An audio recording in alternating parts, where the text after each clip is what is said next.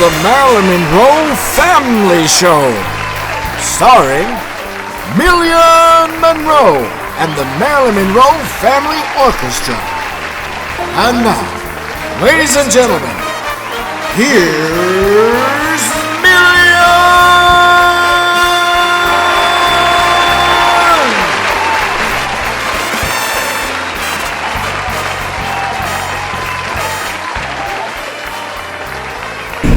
Hi folks, and thank you for tuning in to another exciting episode of the Marilyn Monroe Show. I'm your host, Million Monroe, and yes, I'm Marilyn's cousin. Nice to meet you. Tonight we have one of the most exciting and spectacular shows ever. We have one of Beverly Hills' finest interior decorators and one of their most well-known real estate agents, who was also a nightclub owner with Hollywood legend Sean Penn and Frank Sinatra and Lee Iacocca. That's right. She's worked with so many celebrities behind the scenes, in front of the scenes, and on the side of the scenes that Hollywood could write 100 movies about her. Allie Spencer is going to be on this show. So keep it tuned right here. Don't change that dial. We'll be back after these messages. Hi folks, and thank you for tuning in to another episode of the Marilyn Monroe Show. This is an exciting episode where we have some very wonderful people, some exciting people, and some fun people on top of that. So keep it tuned. Don't change that dial. We'll be back right after these messages. Ready, Frank? Sure. Okay, rolling. Tele2 is the cheapest mobile phone company in Sweden, according to Telepreskollen.se, a cooperation between Post and Telestrolesselen and Konsumventerrätteverket. Frank, Yeah? it's Telepriskollen.se. Telepakosmulia Pikasi. And then it's Post- och telestyrelsen. Post och Telestratemensen. And Konsumentverket. Konsumentverket. Konsumentverket. Konsumentverket. That wasn't good? Felt good. No. Who speaks Swedish anyway? Swedes. Hi, nice to meet you. Good to see you, Allie. Good to see you again. Thank you. So, Allie, tell us, what is it and how long have you been in Hollywood pursuing your interior decorating and your real estate dreams? I've been, as well, Beverly Hills. That's my sort of stomping ground. But for many years, I came to America in 1979, and then I was working for Rupert Murdoch for many years, and launched his fashion magazine and Premiere, and then went on to the Star magazine. So I was involved in the real Hollywood scene with that. Used to go to all the premieres of all the movies because I had an office on the Fox lot. So that was many years of my life when I came here. And then the interior design thing I've been doing from 16, and just a natural. Don't really have any degrees in it, but I've got some really wonderful jobs. But I'm mainly known across all industries, interior design, realtor, as being a connector, because I do and am very fortunate to know a lot of people, a lot of very interesting people, and I love helping people out.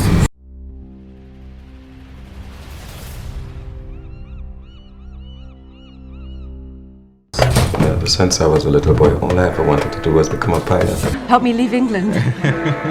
There's somebody that I want you to meet. This is Mr. C.L.I. James. Our President Kwame Nkrumah and the people came together to unite Africa. At last, Ghana, your beloved country, is free forever!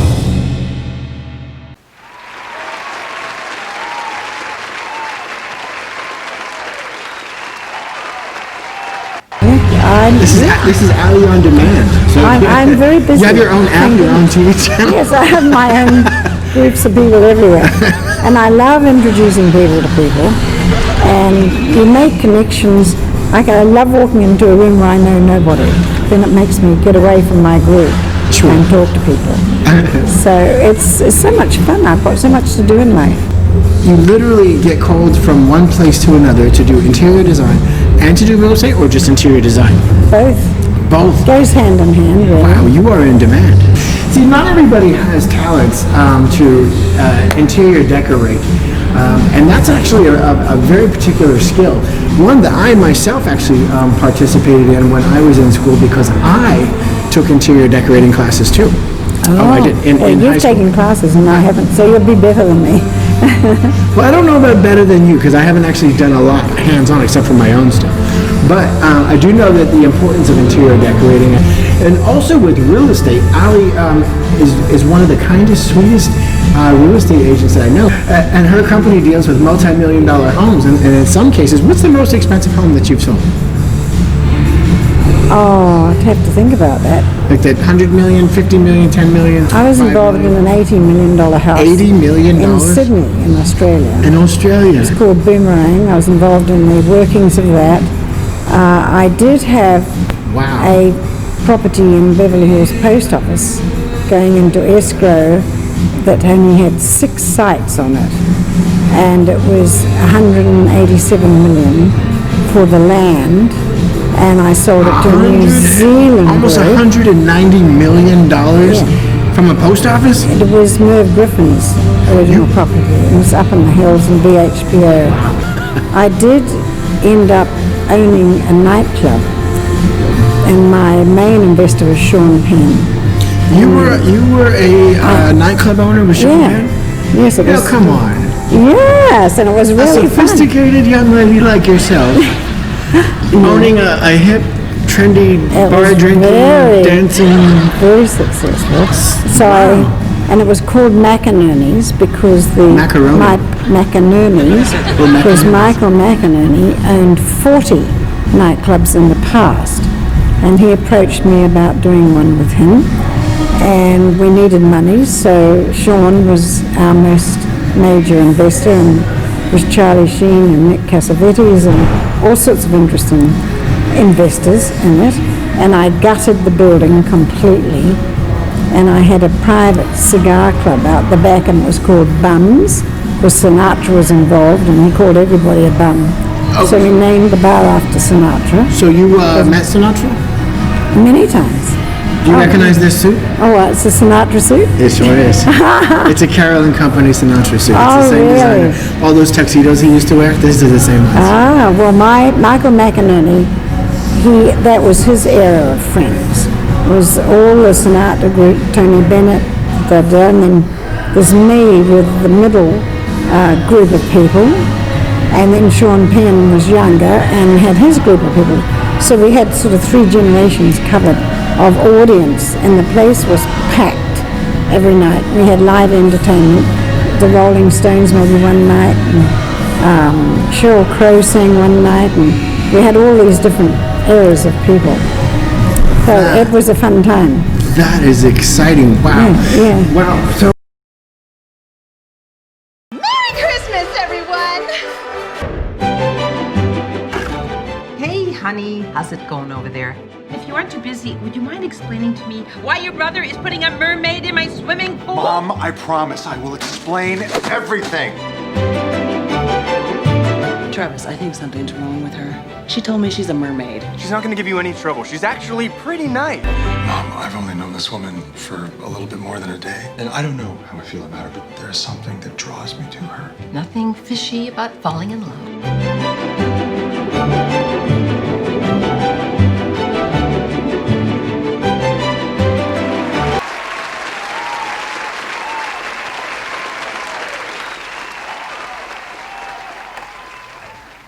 a Beverly Hills interior decorator, a Beverly Hills real estate agent, owned a dance and nightclub and cigar bar with Sean Penn. That in itself is absolutely amazing. And see, that's one of the reasons that I actually love having Ali here on this show tonight. Well, I love being here. I was thrilled when he asked me. Thank you. Thank you. That, you know what, that warms my heart. See, from the very first time that me and Ali worked together was in Hollywood at an art gallery showing about 3 years ago. And I think it was on Dayton Street. And it was a little Just tiny... Beverly Hills. Yeah, Beverly Hills. Can I say it again? You've got Hollywood on your mind. I'm so sorry. If I say Hollywood, just change it to Beverly Hills, okay? I'm in Hollywood, so I keep creating it. So it was in Beverly Hills that we met at this little art gallery. I think it was on Dayton Street about 3 years ago. It was a nighttime show. And you were there with a couple of your girlfriends, and all three of you spent time and talked with me for a minute. And you guys shared something. And then I ran into Allie again when Beverly Hills was doing a Route 66 inauguration of the actual Route 66 that runs through Beverly Hills.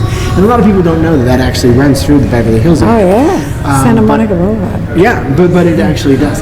And so that's kind of interesting. And they were doing like a re-inauguration. I think it was about 2 years ago. And that's when you and I met. And I don't know if you remember this, but there was a little TV station guy. Yes. Who interviewed us afterwards? Yes. Do you remember that? Yeah. I think I had a Route 66. You did. Hang on. And so the TV guy pulled us aside and said, would you two guys like to interview? That's right. Yeah. And tell us about your experience here at the Route 66 thing and a little bit about yourself. And it was for a local Beverly Hills TV station. And we did. And we had a great time. Yeah. Did you ever see it? I never did. I didn't either. No. I tried following up with the guy, but they never returned a call. And I thought I also met you at Vito Esposito's salon, who's my hairdresser in Beverly Hills now, after the Root thing. And he has these wonderful parties because he has art in his salon, all Italian bar, Italian music, and he's probably of the best hairdressers in Beverly Hills. So I have to give him a little chat. No, absolutely. Now, because he did my hair this morning, and I have fine hair, but he can do marvels with it. Vito Esposito on Dayton Way. And he's just wonderful. And there's also another good person I know of in Beverly Hills that I've gone to, which is one that Brad Pitt goes to. Me and Brad Pitt shared the same hairstylist called Maxime. Have you heard of Maxime? No, but that doesn't mean anything. $500 for a haircut. Oh no, that's okay. No, that's okay. That's all right. That's all right. No, that's good. Yeah. Not too bad.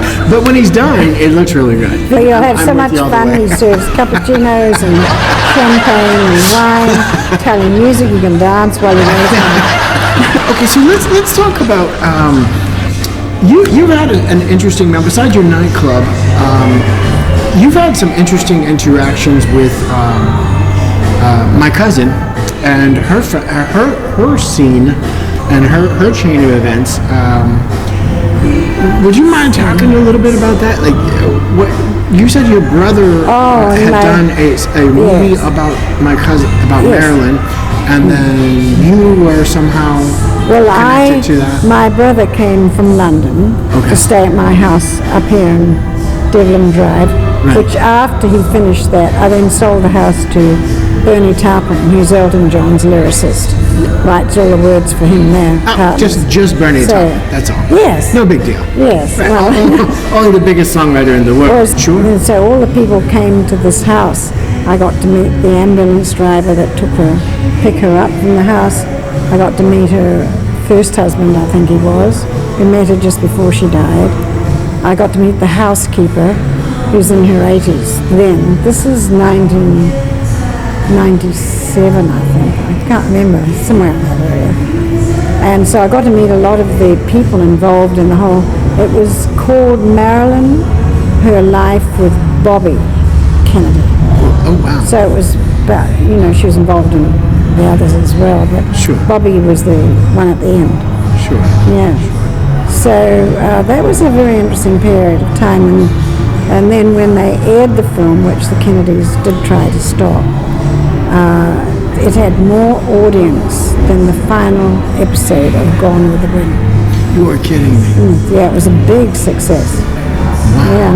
The fellow that played Bobby Kennedy looked exactly like him. Did he? He wasn't so happy with the girl. He tried to get Cheryl Ann Fenn to do it because I suggested her, but she was already got very busy. So he got this other girl, I can't remember her name. But as the movie went on, she got better and better. She got all the movements with the scarves and everything. Yeah, it was good. Well, I hope that she's a much better actress than some of them. They have a lot of people that portray different actresses. Yes, they do. And there's a lot of Marilyn Monroe types around, but they just don't really get it. Speaking of Marilyn Monroe types, now correct me if I'm wrong, but I think you've also been a Marilyn Monroe. Well, when people have hired you to be a Marilyn Monroe person, right? Well, yes, just to promote people's art and to do this and that. And then when I had the nightclub, the real deal here. I got that I looked like Marilyn Monroe. And the nightclub was 20 years ago. Sure. No, 2000 and, oh my God, that nightclub was 20 years ago. But I used to get Marilyn Monroe a lot then. And then the other actress I got was Connie Stevens. You know Connie Stevens? Yeah, of course. Yeah? Yeah, well, she's Italian, right? They're all Italian. Right. So, when time is hard, you need to Представьтесь, пожалуйста. Катя Смирнова, 19 лет. Двигаться умеешь? Круто. Меня утвердили.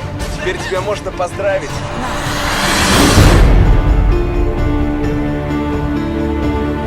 Вчера я была одна. Сегодня уже другая. А я всегда такой, как есть. Нет! Стоп! Сделаем перерыв минут на 10.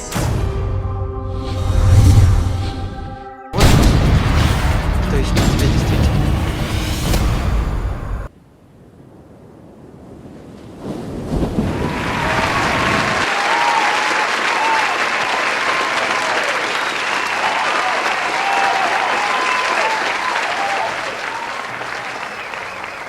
Then your last name is it Spencer? Spencer, that's my married name. Spencer.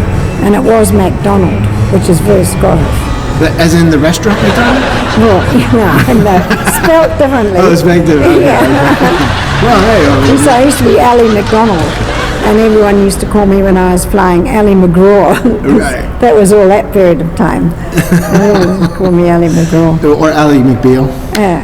I'm sure you got that in the 90s, right? Actually, I got, because I used to have black hair in the old days, and when I was flying and I moved here, people thought I looked like Natalie Wood. In fact, they'd come up to me, because I used to be much slimmer in those days. Yeah, well, you have a look, you have a profile that could match many beautiful faces. Oh, thank you for that. You're welcome. You do. And you know, Allie is just one of the most striking women in Beverly Hills, and she maintains such a low I see you got it right. Yeah, you got the big brownie points for me, right? I finally got that right. I got Hollywood out of my hands. So Beverly Hills, okay, Allie's yeah. Allie is one of the most striking and most breathtaking women in Beverly Hills, and she maintains such a low profile. Oh yes, I like it that way. Yeah, right. With such a pleasant personality, such a pleasant attitude. Her attitude, you know, your attitude determines your altitude, and Allie is no exception to that. Her attitude has definitely determined her altitude, and she's gone from just starting out to achieving what most people could only dream to achieve. And Allie has really done that herself. And you can only do it here. And you can only do it here. Yes. And she hasn't done that by being dishonest. She hasn't done that by cutthroating people or ripping people off. Not at all. She's done that with hard work, integrity, morals, and honesty, right? That's right. Yeah, that's my family background.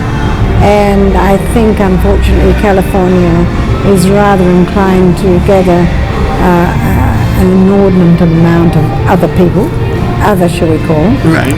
And, but I have met the most amazing people here.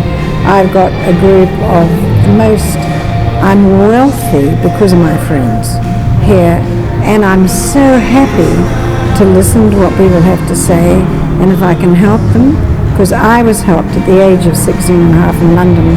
I was helped and got into all my whole story there with the modelling and everything. So I love to give back and leave. That's the legacy I want to leave, is always wanting to help people and help them get to the next level, which I had plenty of people do for me over my lifetime. Yeah, I'm a very fortunate person. You really are. You really are. So you're from London. I'm from New Zealand. New Zealand. I'm a Kiwi. Then I went to London when I was 16 and a half, 17. Oh, okay. And right. Well, I love kiwis. Those are my favorite fruit. Do you know that's not their real name? The real name, and it does come from New Zealand, is called Chinese gooseberry. That's and right. I have they heard that. said You're right. Yeah. that'll never sell in American supermarkets. No, that would. So we have to rename it. And they're very good for you too, by the way. Healthy. They are. Yeah. Make way for a new hero down on the farm. Is that really you? I'm Oink the Flying Pig, and I have a mystery to solve. When the farm is in trouble, Farmer Joe's hay has gone missing. what are we gonna do? It's up to a pig. Excuse me, but I'm not a pig. I'm a flying pig! To solve a mystery, We have a farm full of suspects. I didn't do it. Nope, not me. I didn't do Don't look at me. Well, I guess it could be me. and save the day. Where did a pig learn to fly like that? Down on the farm.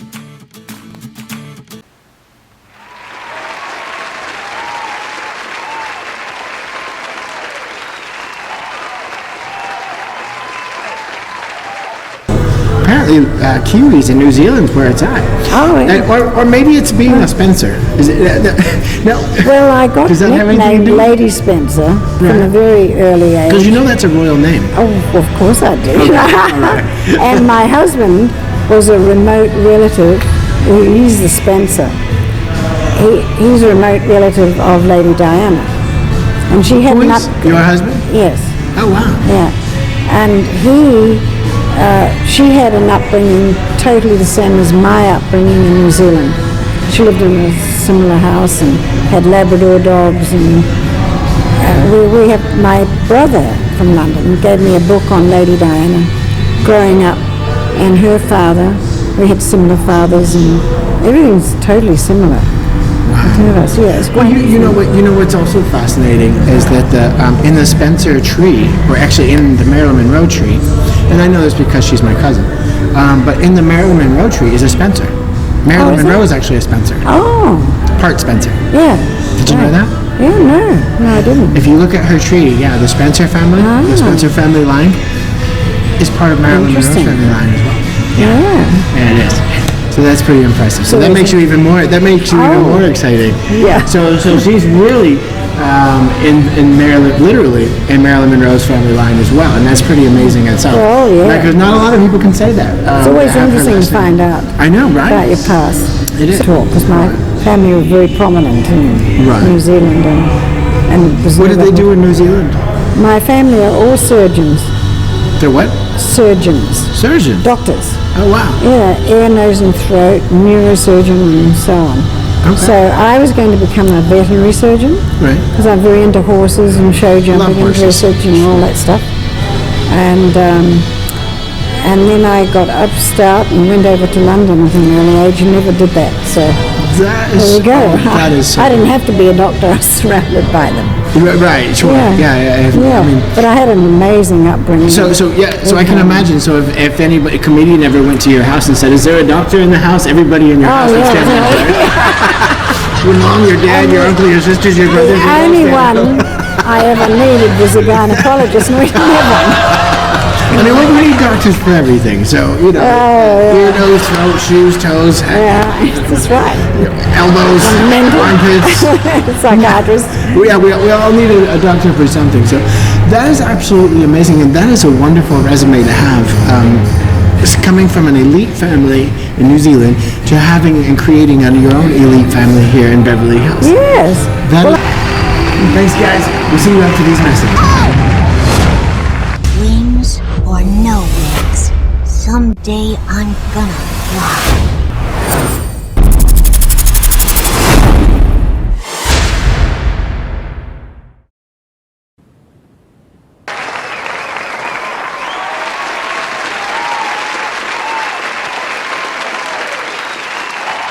Catch us next time when we come back on with Allie, and we'll hear the rest of her interesting, very fun, and very exciting stories.